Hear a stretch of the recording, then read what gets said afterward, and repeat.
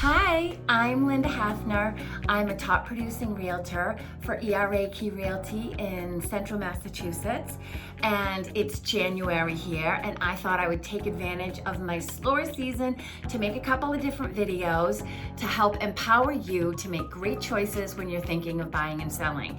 And also just to give you a little knowledge. Knowledge is power when you're buying a house. This is a really big investment for you, and the more you know, the better off you will be. So I love helping my clients understand everything so that they can make the best choices for themselves, and I'd love to help you too. So come along with me on this little video, and I hope you will understand in this video just the process of buying a home, whether it's your first time buying or you've bought a house before but it's been a while.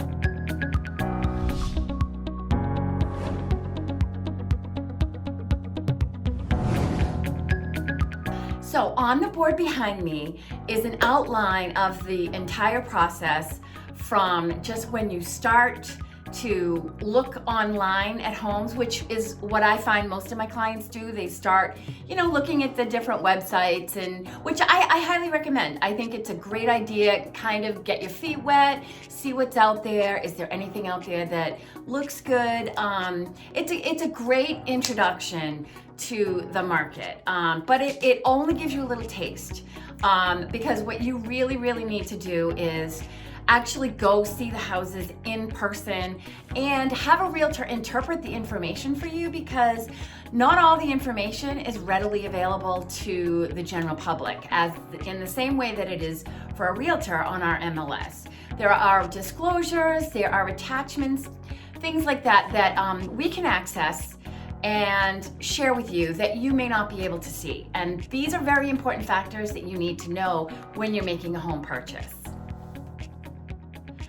So a step that I find that is really important is to make sure you choose an agent wisely. And I say this because there are a lot of real estate agents out there. Some of them are doing it part-time. They have another full-time job. Some of them are new. It's really easy to become an agent. So it's just a flooded market. So just do your research. Know who you are using to represent you in the biggest purchase that you might make your whole life. Make sure they have experience. Make sure they have reviews. Make sure that they're doing something this full time so that you have accessibility when you need it. For my clients, I am a full-time realtor and I have availability all the time, and I think that's critical. I tried to do this as a part-timer a long time ago, and I found I just couldn't keep up with what I needed to. So these are all things that you want to consider when you're choosing your agent and before you sign that buyer contract. So once you choose your agent, you should have all the resources you need right at your fingertips. They have quality referrals for you, for a lender, for an attorney, for home inspectors, anything you need. But for right now, if you don't have a lender, what you really need is to get a connection for a great lender, someone who's a quality referral that you can count on to get a formal pre-approval letter. Why a formal pre-approval letter? Well, in this market, we're in a seller's market in 2020. It's very competitive, and if you suddenly stumble upon the house that you absolutely love and you really want it, you have to act quickly, because they're gone within a week. And if you don't have that letter all done and all that paperwork all ready to go, when you want to put that offer in, you could lose out on the house that you really want. Getting that pre-approval letter is very important, and what that requires is you have to dig up a bunch of paperwork. You need tax statements, bank statements, a couple months worth, and just send whatever the lender requires and asks of you, send that to them. I'll go into more involved videos in the future, hopefully, of pretty much every single one of these bullet points in more detail. I'm just trying to do a brief overview right now for brevity's sake, but there's so much more that can be said on all of these topics. Another reason why it's really important to have a formal pre-approval letter is because what I find with my clients is what they think they can afford based on their income is a lot more than what they can actually afford through a lender, because a lender has very strict regulations of what they're going to give you. It all depends on your credit score, on the loans that you have, on the payments you have. There's a lot that goes into it. I can discuss this more in detail, or if you have any questions, please post them below and I will be more than happy to answer any questions that you have.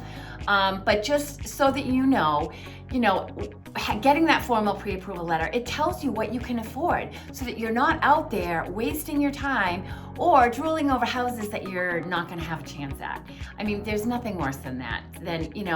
So just to keep you realistic at what you can afford, get that pre-approval letter.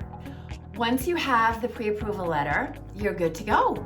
Let's go house shopping. This is the fun part. So how do you go about doing this? Well, there's a couple different ways. I like to send my clients direct automatic emails from the MLS as soon as a new property comes on the market, that they receive it in their email. And then if they like it, we talk about it and say, hey, are they having an open house? We can either go to the open house together on your own, or I can schedule a showing if there's no open house. And then it's just a matter of, the process can take anywhere from you could fall in love with a house right away to I've worked with clients for multiple years before the right house comes along, especially in this tight market where there's really not a lot of inventory. It might take you a little bit longer, so the sooner you start, the better. We have found the house. You want to put in an offer. Now is where it gets a little bit tricky, because if it's a move-in ready house that's priced good for the market that we're in, there are going to be multiple offers. So this is where I put my knowledge and experience to work for you. I get some research on how many offers there are, all these kinds of things before I write the offer up.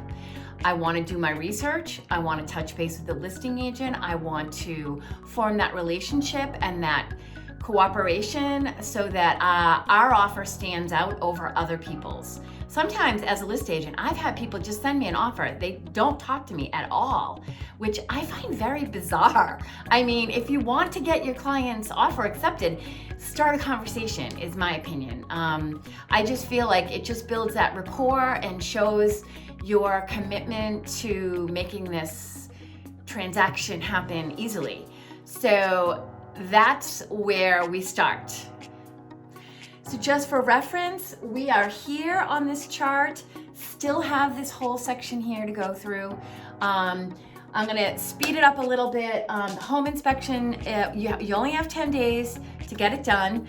Then you just make sure that this is the house that you want to buy. If there's any issues, it's renegotiated. Then when all that's done, you get to the purchase and sale agreement. Now at that point, you're looking at about 30 days to close. Whereas from the offer acceptance, you're looking at 45 days.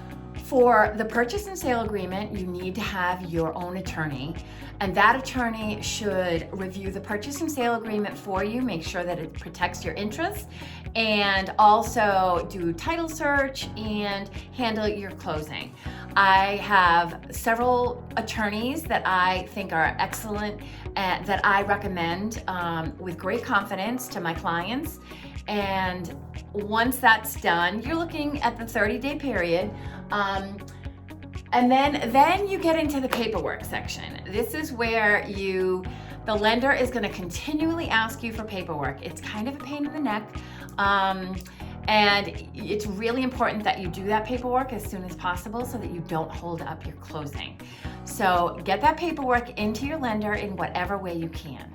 Once the purchase and sale agreement is signed, the lender will then authorize ordering the appraisal, and they will require you to pay for that up front. It's $500, and that is because they actually have to pay an independent company, appraisal company, to keep things objective. So that is money you will have to come up with. If you did have closing costs included in the purchase price, that is something that will be credited to you towards the end. But if not, it's considered part of the closing costs. So as long as the appraisal comes in at value or above, you are good to go. That and having a title search done. Usually you don't hear much about the title search unless something is wrong, and then it's an issue and it can cause delays. The thing we all wait for, buyers, agents, everyone, is getting that final clear to close. That is your loan commitment. That means all the paperwork has been done by your lender, and there's a lot, and it takes a long time. Like I said, it's 30 days from the purchase and sale agreement until you close. That's how long it takes the lender to coordinate everything they need to do, and we kind of just I take a back burner. I just kind of check in with my clients every so often. Hey, how's everything going? It can be stressful for the buyer though, because there's a lot of demands put on you for this paperwork, and you have to do it quickly and you have to get on it right away to keep everything flowing.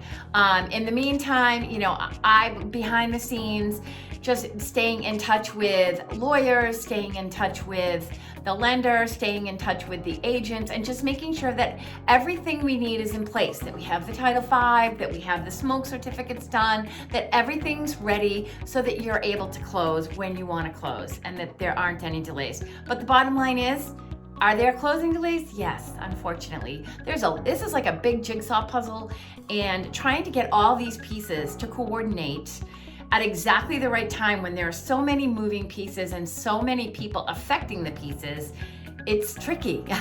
So I would say a good 40% of my closings probably are late, and it's there's no one person to blame for that. It's just that, lenders can't always get everything done in the time frame that they need to because they're waiting for something.